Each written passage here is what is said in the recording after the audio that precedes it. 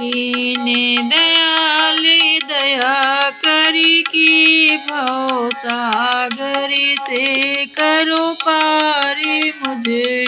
दीन दयाल दया करी की भव सागर से करो पार मुझे।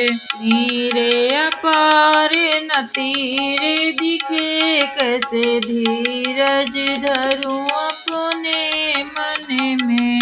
नीरे अपार न तीर दिखे कैसे धीरज धरूं अपने मन में। अब नाथ न देर लगाओ जरा शरणागति जाने के तारो मुझे। अब नाथ न देर लगाओ जरा शरणागति जाने के तारो मुझे। दीन दयाल दया करके भव सागर से करो पार मुझे। राह बड़े बलवान बसे जल घेरे रहे बहु मार्ग में। राह बड़े बलवान बसे जल घेरे रहे बहु मार्ग में। मेरी नाव डुबाए रही मग में निज बाँह पसारे उबारो मुझे। मेरी नाव डुबाए रही मग में निज बाँह पसारे उबारो मुझे।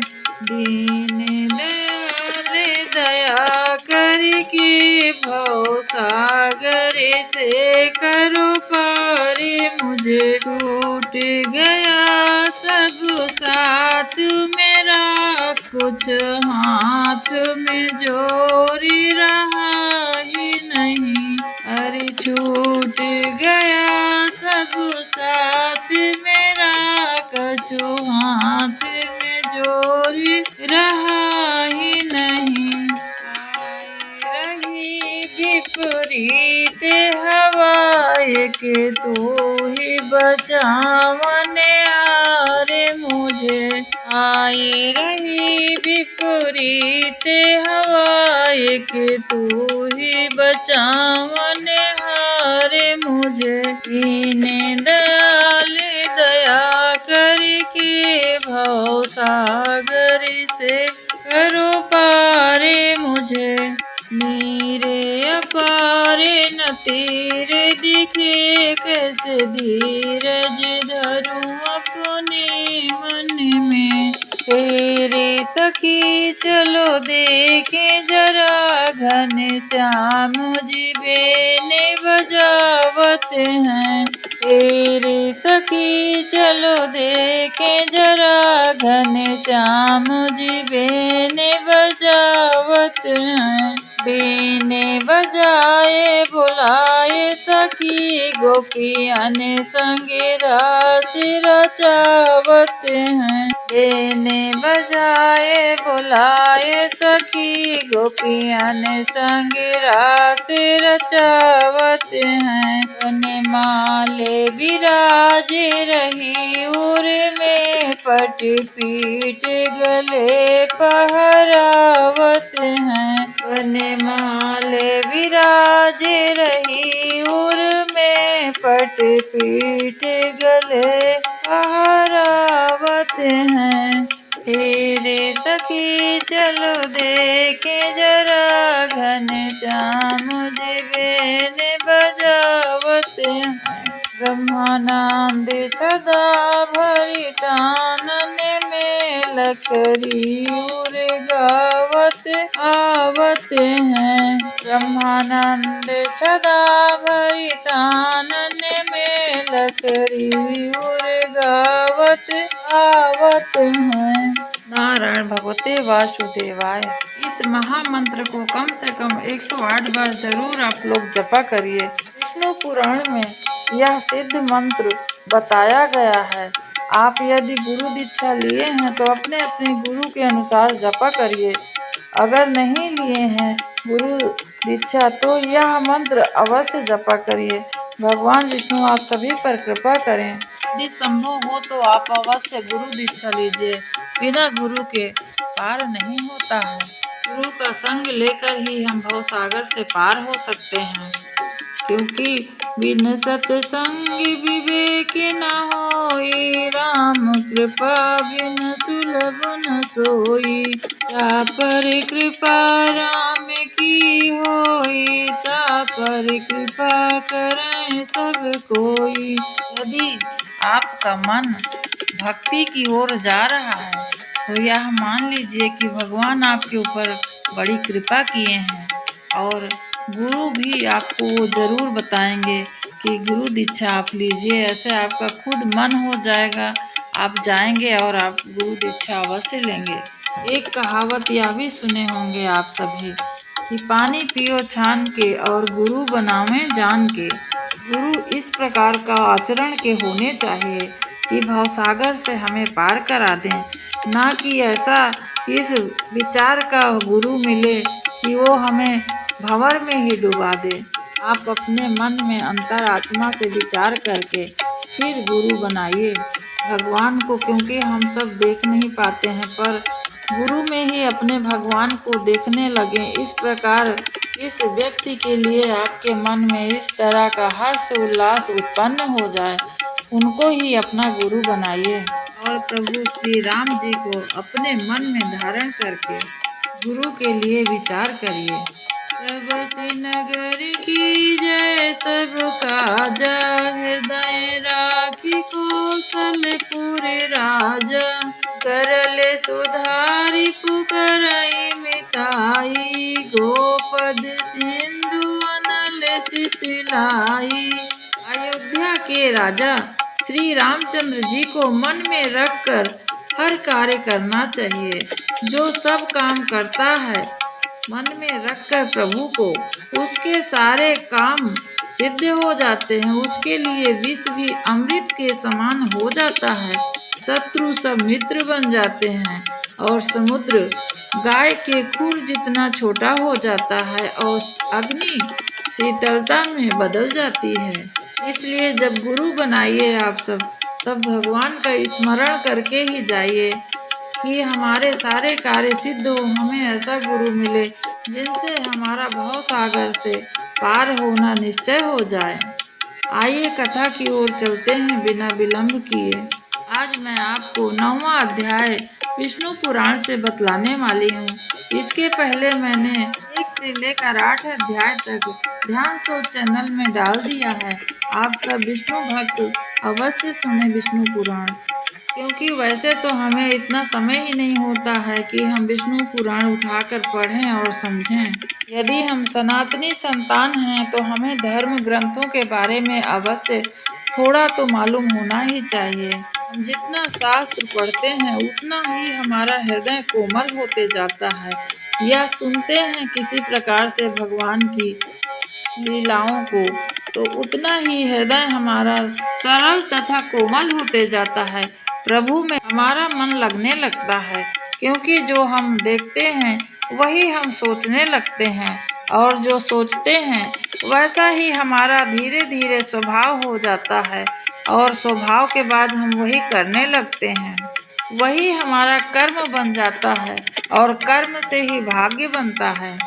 इस पृथ्वी में हम इसीलिए भारतवर्ष जैसे भूमि में जन्म लिए हैं कि यदि हमारा थोड़ा बहुत कर्म अच्छा है तभी हम इस धरती पर जन्म लिए हैं मनुष्य रूप में, तो हम अपना सत्कर्म करके सही मार्ग पे चलकर प्रभु तक जाने का लक्ष्य तो अवश्य ही रखें, बाकी सब उन पर छोड़ दें। आइए बिना विलंब किए कथा की ओर चलते हैं। 9वें अध्याय में दुर्वासा जी के श्राप से इंद्र का पराजय, ब्रह्मा जी की स्तुति से प्रसन्न हुए भगवान का प्रकट होकर देवताओं को समुद्र मंथन का उपदेश करना, तथा देवता और दैत्यों का समुद्र मंथन। श्री पराशर जी बोले, हे मैत्रेय, तुमने इस समय मुझसे जिसके विषय में पूछा है वह श्री संबंध मैंने भी मारीच ऋषि से सुना था वह मैं तुम्हें सुनाता हूँ। सुनो। एक बार शंकर जी के अंशा अवतार श्री दुर्वासा जी पृथ्वी तल में विचर रहे थे, घूम फिर रहे थे। उन्होंने एक विद्याधारी के हाथों में संतानक पुष्पों की एक दिव्य माला देखी। हे ब्राह्मण, उसकी गंध से वो सुवासित होकर वह वन वासियों के लिए अति सेवनीय हो रहा था। और तब उन उत्तम तृप्ति वाले विप्रवर ने वह सुंदर माला देखकर उसे उस विद्याधर सुंदरी से मांगा। उसके मांगने पर उस बड़े बड़े नेत्र वाली कृशांगी विद्याधरी ने उन्हें आदर पूर्वक प्रणाम कर वह माला उन्हें दे दिया।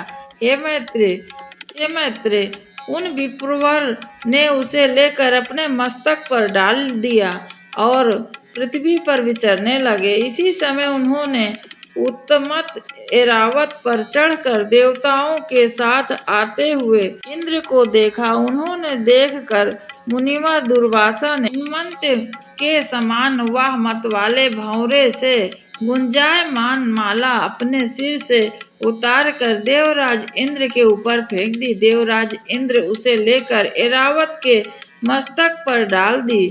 उस समय वह ऐसी सुशोभित हुई मानो कैलाश पर्वत के शिखर पर श्री गंगा जी विराजमान हों। उस हाथी ने फिर उसकी गंध से आकर्षित हो उसे सूंड से सूंघ कर पृथ्वी पर फेंक दिया। हे मैत्रेय, यह देखकर मुनि श्रेष्ठ भगवान दुर्वासा जी अति क्रोधित हुए और देवराज इंद्र से इस प्रकार कहते हैं। दुर्वासा जी ने कहा, अरे ईश्वर के मद से दूषित चित्त इंद्र, तुम बड़े ढीठ हो और तुमने मेरी दी हुई संपूर्ण शोभा की धाम माला को कुछ भी आदर नहीं किया। अरे तूने ना तो प्रणाम किया और बड़ी कृपा की ऐसा ही कहा और ना हर्ष से प्रसन्न हुआ और अपने सिर में रखा माला को भी तुमने जमीन में फेंक दी। अरे मूढ़, तूने मेरी दी हुई माला कुछ भी मूल्य नहीं किया, इसलिए तेरा त्रिलोकी का वैभव नष्ट हो जाएगा।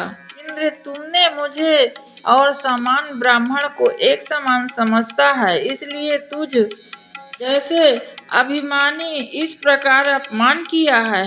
अच्छा, तूने मेरी दी हुई माला को पृथ्वी पर फेंका है, इसलिए तेरा यह त्रिभुवन भी शीघ्र ही श्रीहीन हो जाएगा। अर्थात लक्ष्मी जी यहाँ से प्रस्थान करेंगी, चली जाएंगी, और जहाँ से लक्ष्मी जी चली गईं वहाँ से तो सब कुछ चला जाता है। देवराज, जिसके क्रोध होने पर संपूर्ण चराचर जगत भयभीत हो जाता है, उस मेरे ही तूने अति गर्व से मुझे अपमान किया।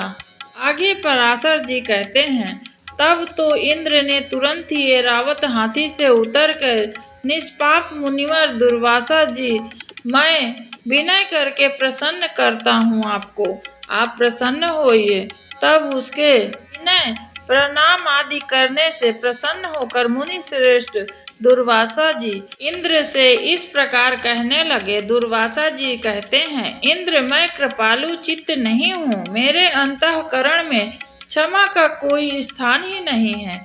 वे मुनि जन तो और ही हैं, तुम समझो मैं दुर्वासा हूँ ना। गौतम आदि अन्य मुनि जनों ने व्यर्थ ही तुझे इतना मुँह लगा लिया है, पर याद रख, मुझ दुर्वासा का सर्वस्व तो क्षमा ना ही करना है। दया मूर्ति वशिष्ठ आदि के बढ़कर स्तुति करने से तुम इतना घमंडी हो गए हो और बारंबार विनय करने का ढोंग क्यों करते हो?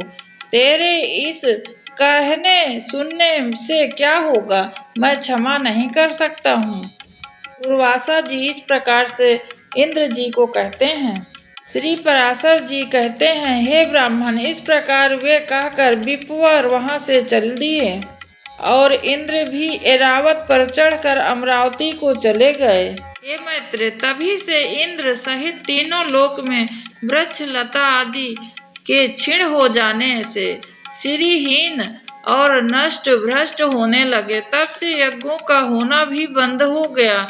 तपस्वियों ने तप करना छोड़ दिया तथा लोगों का दान आदि धर्मों में चित्त नहीं रहा है। संपूर्ण लोकों में लोभ आदि वशीभूत हो जाने से सत्व शून्य हो गए हैं।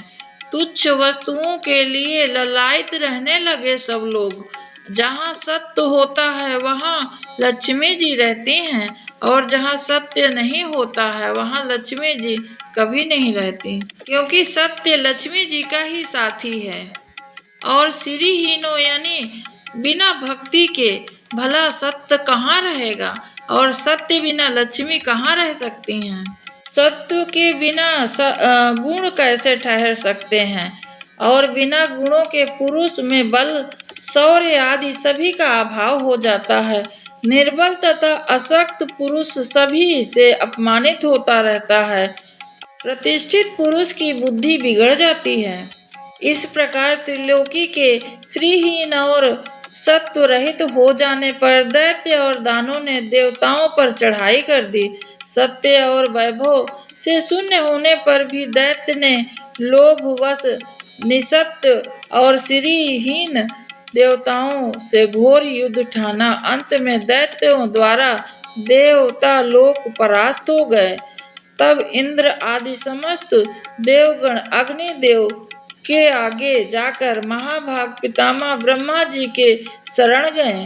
देवताओं से संपूर्ण बात सुनकर ब्रह्मा जी ने उनसे कहा, हे देवगण, तुम दैत्य दलन परमेश्वर भगवान विष्णु की शरण में जाओ, क्योंकि उनके अलावा तुम्हारा कोई उद्धार नहीं कर सकता है। संसार की उत्पत्ति, स्थिति और संहार कारण है, किंतु वास्तव में वे कारण भी नहीं हैं।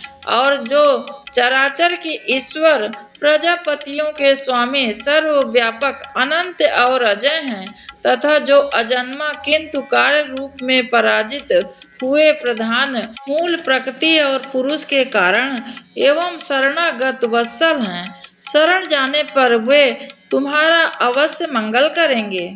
आगे पराशर जी कहते हैं, हे मैत्रेय, संपूर्ण देवगण वहां से इस प्रकार कहकर लोकपति पितामह ब्रह्मा जी भी उनके साथ क्षीर सागर में उत्तरी तट गए। वहां पहुंचकर पितामह ब्रह्मा जी ने समस्त देवताओं के आगे सब पहुंचकर श्री विष्णु भगवान की अति मंगलमय वाक्यों से स्तुति करने लगे। ब्रह्मा जी कहने लगे, जो समस्त अणुओं से भी अणु और पृथ्वी आदि समस्त गुरुओं, भारी पदार्थ से भी भारी गुरु, उन निखिल लोक विश्राम पृथ्वी के आधार स्वरूप अप्रकाश, अभेद, सर्वरूप सर्वेश्वर नारायण को मैं नमस्कार करता हूँ।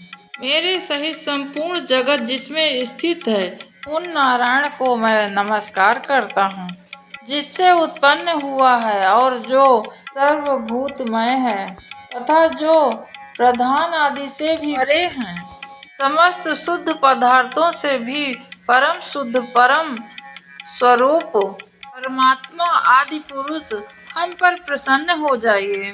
जो समस्त देवधारियों की आत्मा हैं, वे श्री विष्णु भगवान हम पर प्रसन्न हो जाएं, और कार्य रूप तथा कारण के भी कारण और कार्य के भी कार्य हैं, श्री हरि विष्णु हम पर प्रसन्न हो जाएं। जो कार्य महातत्व के कार्य अहंकार का भी कार्य हैं, उनके कार्य भूत पंचक का भी कार्य, ब्रह्मांड का जो स्वयं ऊपर उसके कार्य, ब्रह्मा दक्ष आदि का भी कार्य, भूत प्रजापतियों के पुत्र पौत्र आदि हैं, उन्हें हम प्रणाम करते हैं। चिंतनीय जिस अविनाशी पद का साक्षात्कार करते हैं, वही भगवान विष्णु का परम पद है, जिसको देव गण, मुनि गण, शंकर और मैं कोई भी नहीं जान सकते हैं। वही परमेश्वर श्री विष्णु का परम पद है। जिस अभूतपूर्व देव की ब्रह्मा, विष्णु और शिव रूप शक्तियां हैं, वही भगवान विष्णु का परम पद है। सर्वेश्वर, हे सर्वभूतत्वमन, हे सर्वरूप सर्वधार हे अच्युत, हे विष्णु, हम भक्तों पर प्रसन्न हुए और हमें दर्शन दीजिए। इस प्रकार ब्रह्मा जी के बार बार कहने पर देवगण भी प्रणाम करके बोले, प्रभु हम पर प्रसन्न होइए, हमें दर्शन दीजिए। हे जगत धाम सर्वगत अच्युत, जिसे ये भगवान ब्रह्मा जी भी नहीं जानते, आपके उस परम पद को हम प्रणाम करते हैं। आप प्रसन्न होइए और दर्शन दीजिए। हे नाथ, हमारे सहित ब्रह्मा जी, रुद्रों के सहित भगवान शंकर, 12 आदित्य के सहित भगवान पूषा, अग्नियों के सहित पावक और ये दोनों अश्विनी कुमार, 8 वसु, समस्त मरु द्रोण साध्यगण, विश्व देव तथा देवराज इंद्र, ये सभी देवगण दैत्य सेना से पराजित होकर अति भयभीत होकर आपके शरण में आए हैं। पराशर मुनि आगे कहते हैं, हे मैत्रेय, इस प्रकार स्तुति करने जाने पर चक्रधारी भगवान परमेश्वर उनके सम्मुख प्रकट हो गए। उस शंख चक्रधारी उत्कृष्ट तेजो राशिमय अपूर्व दिव्य मूर्ति को देखकर पितामह आदि समस्त देवगण अति विनय पूर्वक प्रणाम करके सोमवश चकित नयन होकर कमल नयन भगवान की स्तुति करने लगे। हे प्रभु, आपको नमस्कार है, नमस्कार है, आप निर्विशेष हैं। यद्यपि आप ही ब्रह्मा हैं और आप ही शंकर हैं तथा आप ही इंद्र, अग्नि, पवन, वरुण, सूर्य, यमराज हैं। हे देव, वसुगण, मरुद्गण, सांध्यगण और विश्व देवगण भी आप ही हैं तथा आपके सम्मुख जो यह देव समुदाय है, हे जगत के स्वामी, वह भी आप ही हैं, क्योंकि आप सर्वत्र परिपूर्ण हैं। आप ही यज्ञ हैं, आप ही ओमकार और आप ही प्रजापति हैं। हे सर्व शक्तिमान, विद्या वेद संपूर्ण जगत आप ही का स्वरूप तो है। हे विष्णु, दैत्यों से परास्त हुए हम आतुर होकर आपकी शरण में आए हुए हैं। सर्व स्वरूप आप हम पर प्रसन्न होइए और हमें अपने तेज से सशक्त कीजिए। हे प्रभु, जब तक जीव संपूर्ण पाप को नष्ट करने वाले आपकी शरण में नहीं आता है, भयभीत उसमें दीनता, इच्छा, मोह और दुख आदि से वो हमेशा घिरा हुआ होता है। हे प्रसन्नता के स्वामी, हम शरणागतों पर आप प्रसन्न होइए। हे नाथ, अपनी शक्ति से हम सब देवताओं को खोए हुए तेज को फिर लौटा दीजिए। श्री पराशर जी कहते हैं कि इस प्रकार बहुत भांति से विनती करने पर देवताओं द्वारा प्रभु विश्वकर्मा भगवान हरि प्रसन्न होकर इस प्रकार बोलते हैं, हे देवगण, मैं तुम्हारे तेज को फिर बढ़ाऊंगा। तुम इस समय मैं जो कुछ कहता हूँ वह करो। तुम दैत्यों के साथ संपूर्ण औषधियाँ लाकर अमृत के लिए क्षीर सागर में डालो और मंदिराचल को मानी तथा वासुकी नाग को नेति बनाकर उसे दैत्य और दानव के सहित मेरी सहायता से मथ कर अमृत निकालो। तुम लोग दैत्यों से कहो कि इस काम में सहायता करने से आप लोग भी इसका फल समान भाग में पाएंगे। समुद्र के मथने पर उससे जो अमृत निकलेगा उसका पान करने से तुम संबल और अमर हो जाओगे। हे देवगण, तुम्हारे लिए मैं ऐसी युक्ति करूंगा जिससे तुम्हारे द्वेषी दैत्यों को अमृत ना मिल सके और उनके हिस्से में केवल समुद्र मंथन का क्लेश ही आएगा। आगे पराशर जी कहते हैं, तब देवता भगवान विष्णु के ऐसा कहने पर देवगण दैत्यों से संधि करके अमृत प्राप्ति के लिए यत्न करने लगे। हे मैत्रेय, देव, दानव, दैत्य ने नाना प्रकार की औषधियाँ लाकर उसमें डालने लगे। भगवान विष्णु के कहने पर देव और दैत्य से संधि करके अमृत प्राप्ति के लिए यत्न करने लगे और मैत्रेय, दानव और देवता दोनों नाना प्रकार की औषधियाँ लाकर शरद ऋतु के आकाश से कांति वाले क्षीर सागर में जल में डालकर मदराचल को मथानी तथा वासुकी नाग नेति बनाकर बड़े वेग से अमृत मथना आरंभ कर दिया। भगवान ने जिस ओर वासुकी पूंछ की थी उसी ओर देवताओं को खड़ा किया तथा जिस ओर मुख था उधर दैत्यों को नियुक्त किया। महातेजस्वी वासुकी मुख से निकलते हुए अग्नि से झुलस कर सभी दैत्य गण निस्तेज हो गए और उसी श्वास वायु से विचित हुए मेघों से के पूंछ की ओर बरसते रहने से देवताओं की शक्ति बढ़ती गई। हे महामुने, भगवान स्वयं कर्म रूप धारण कर क्षीर सागर में घूमते हुए मंदराचल के आधार हुए और वे ही चक्र गदाधर भगवान अपने एक अन्य रूप से देवताओं में और एक रूप से दैत्यों में मिलकर नागराज को खींचने लगे तथा हे मैत्र, एक अन्य विशाल रूप से जो देवता और दैत्यों को दिखाई नहीं देता था, श्री केशव ने ऊपर से पर्वत को दबा रखा था। भगवान श्री हरि अपने तेज से नागराज वासुकी बल का संचार कर रहे थे।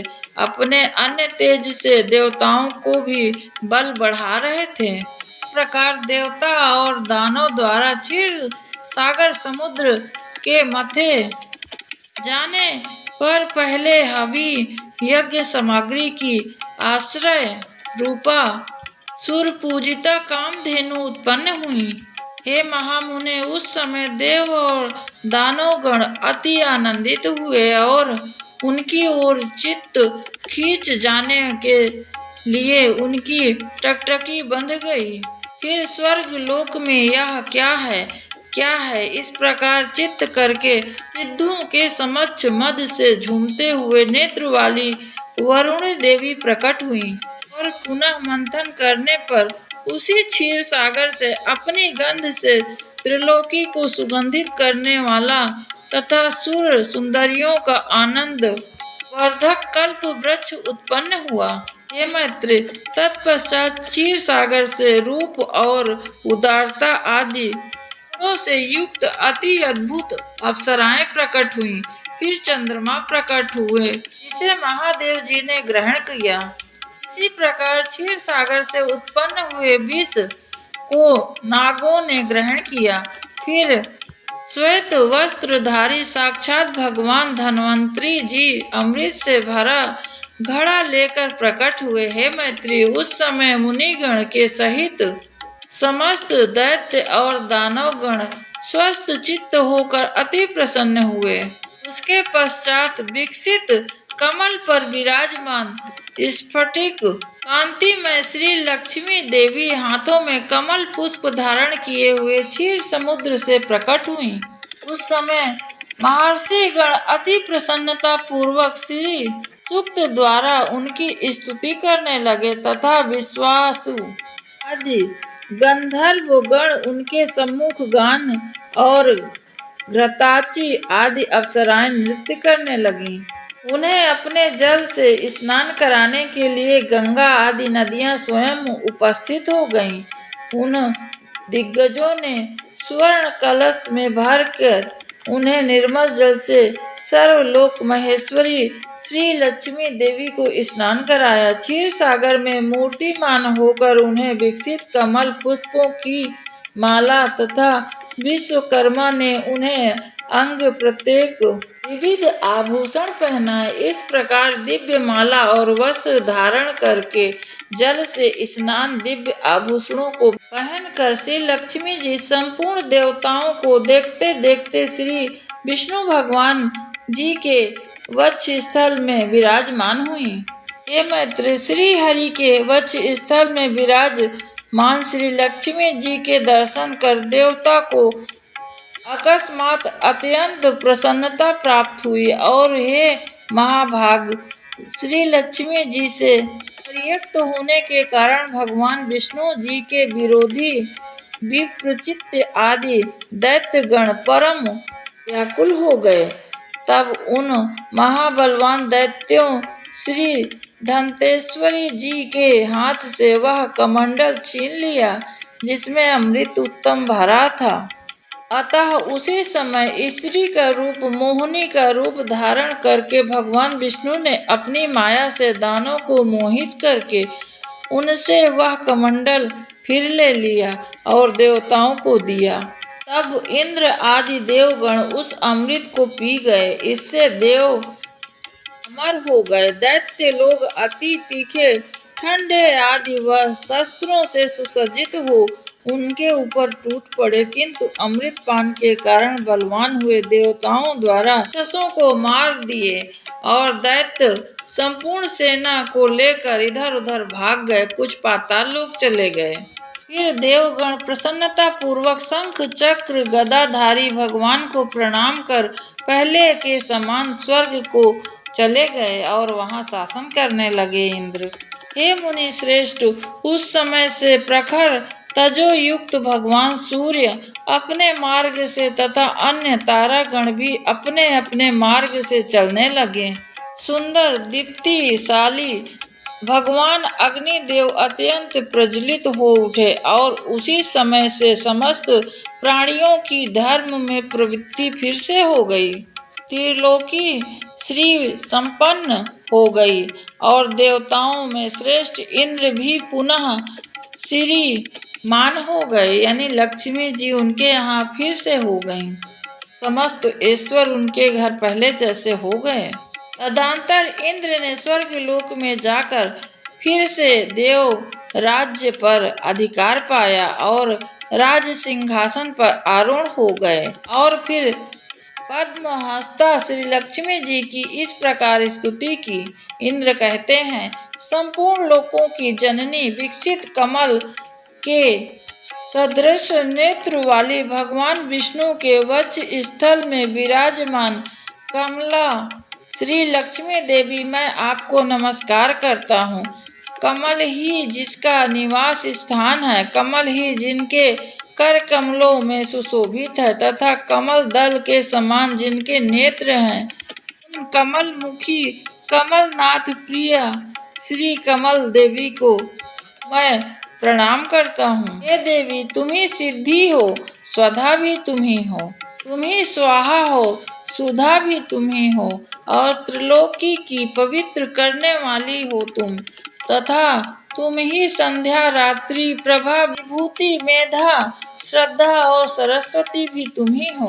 हे शोभने, यज्ञ विद्या, कर्म कांड, महाविद्या, उपासना और इंद्रजाल भी तुम ही हो, तथा हे देवी, तुम ही मुक्ति फलदायिनी आत्म विद्या हो। हे देवी, वेद त्रयी वार्ता, शिल्प और दंड नीति, राजनीति भी तुम ही हो। तुमने अपने शांत और उग्र रूप से यह समस्त संसार व्याप्त किया हुआ है। हे देवी, तुम्हारे बिना और ऐसी कौन स्त्री है जो देव देव भगवान गदाधर को योगी जन चिंतित सर्व यज्ञमय शरीर का आश्रय पा सके। हे देवी, तुम्हारे छोड़ देने पर संपूर्ण त्रिलोकी नष्ट प्राय हो गई थी, अब तुमने ही उसे पुनः जीवित दान दिया है।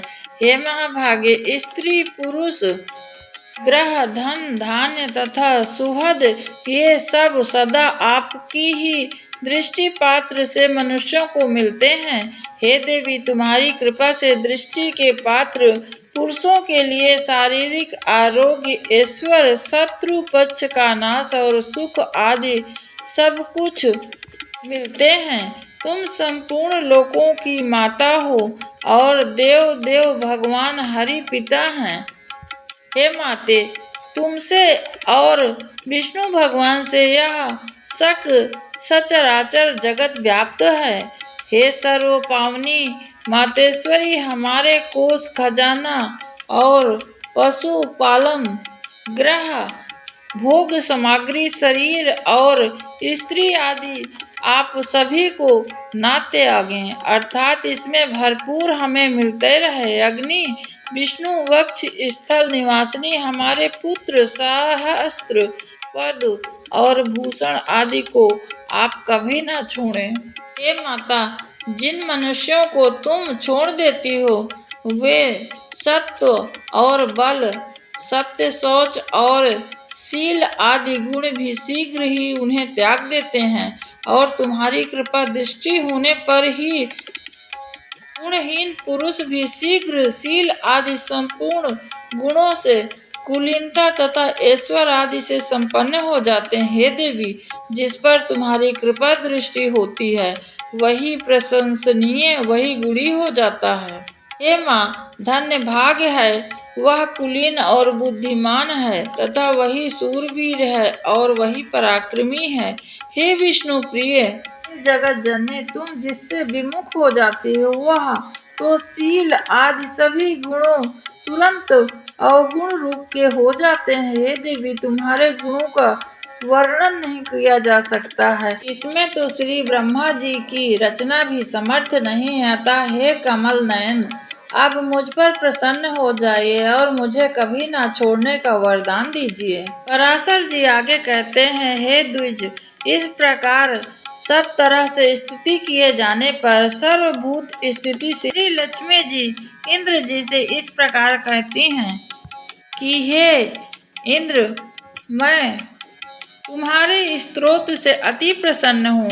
तुझको जो अभिष्ट हो वह वर तुम मांग सकते हो और मैं यहाँ तुम्हें वर देने के लिए ही आई हूँ। इस तरह सुनकर इंद्र कहते हैं, हे देवी, यदि आप मुझसे प्रसन्न हैं और मुझे वर देना चाहती हैं और मैं वर पाने योग्य हूँ तो मुझको पहला वर तो यही दीजिए कि आप इस त्रिलोकी का कभी त्याग नहीं करेंगी।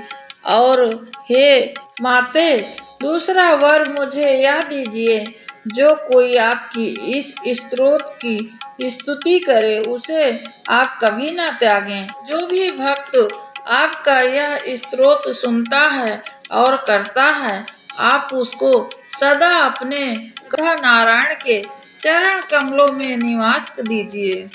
तब लक्ष्मी जी कहती, हे देव इंद्र, मैं अब इस त्रिलोकी को कभी न छोड़ूंगी। तेरे स्तोत्र से मैं अति प्रसन्न होकर मैं तुझे यह वर देती हूँ तथा जो कोई मनुष्य प्रातः काल और सायं काल यह स्तोत्र मेरी स्तुति करेगा उससे भी मैं कभी विमुख नहीं होऊंगी।